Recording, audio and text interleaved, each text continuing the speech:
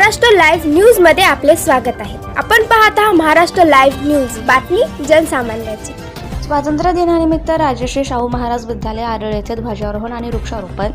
राजश्री शाहू महाराज माध्यमिक व उच्च माध्यमिक विद्यालय आरळ येथे भारतीय स्वातंत्र्य दिनानिमित्त ध्वजारोहण आणि वृक्षारोपण कार्यक्रमाचे आयोजन करण्यात आलं। कार्यक्रमाची सुरुवात राष्ट्रध्वजाचे ध्वजारोहण करून झाली। यावेळी राष्ट्रगीताने परिसर भारावून गेला। कार्यक्रमाचे अध्यक्षस्थान संस्थेचे अध्यक्ष प्राध्यापक रमेश मानवते यांनी भूषवले। त्यांनी विद्यार्थ्यांना जबाबदार नागरिक म्हणून योगदान देण्याचे आवाहन केलं।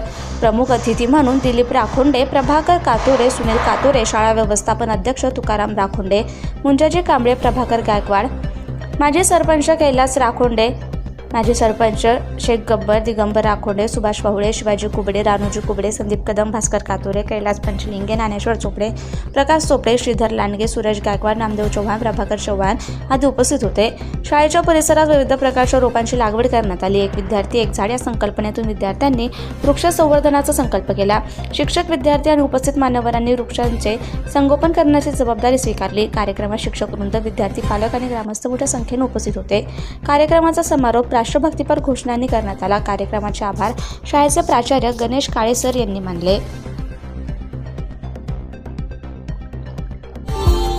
Subscribe now and press the bell icon. Never miss an update.